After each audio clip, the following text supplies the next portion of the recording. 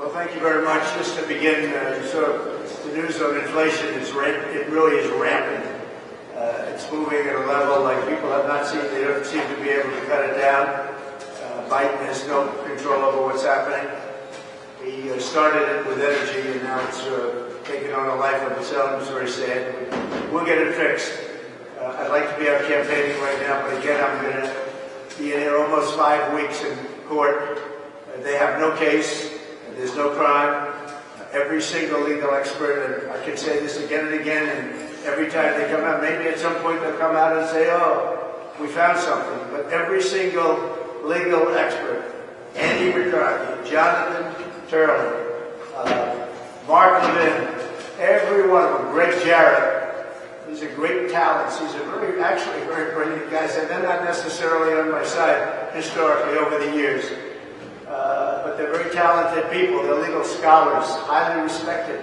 Every single person is saying there's no crime. There's no crime. It's a kangaroo court. There's never been anything like this that I've ever seen. Now, I had 2 other trials that were kangaroo courts also. It's stacked up. And hopefully appellate division will take care of those things because they're egregious. And the problem is that New York is really on trial itself. The whole world is watching. They're seeing what's happening. And you can't use conflicted judges. This is a conflicted judge, highly conflicted judge. And you just can't do that. You just cannot allow that to happen because you ruin the whole system. The whole system comes tumbling down.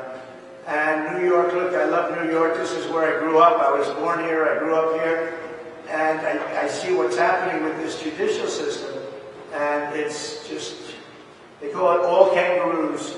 And we just can't have it. And I think the appellate courts can take care of a lot of things, but this one shouldn't even get to an appellate court. This should be an easy ruling, and it should really be, and I think it would be great for Judge Marchand to rule from the bench and to terminate this witch hunt. And it needs it. It really needs decisiveness. Every single scholar says there's been no crime, he's done nothing wrong. And I'm fighting for 300 million people. I mean, I have no choice. It's not that I like doing this, sitting in an icebox all day for 7, 8, 9 hours. And it's a very cold room, I will tell you that. But I'm doing this because our country needs it. Our Constitution's under threat. Our country needs it. So here I am. I will be doing something in the morning and then probably coming back in the afternoon. And we'll be resting pretty quickly. Resting meaning resting the case. I won't be resting. I don't rest. I'd like to rest sometimes, but I don't get to rest. But we have a phenomenal case. We've won the case by any standard. Any other judge would have thrown this case out. Any other judge would have thrown this case out. And I think that Juan Marchand would do himself and do the state and the city a great service by doing what everybody knows should be done. And so we're going to go in. We'll have another little scrum in a little while, perhaps. It should end a little bit early today. We appreciate you suffering with us. Look, you've been with us for 5 weeks, and you see it. The crowds outside, we can't get, it's not a very big thing for us. We don't really care that much. But people want to get out there, and you have all police. The only people that are let out there is the radical left lunatics.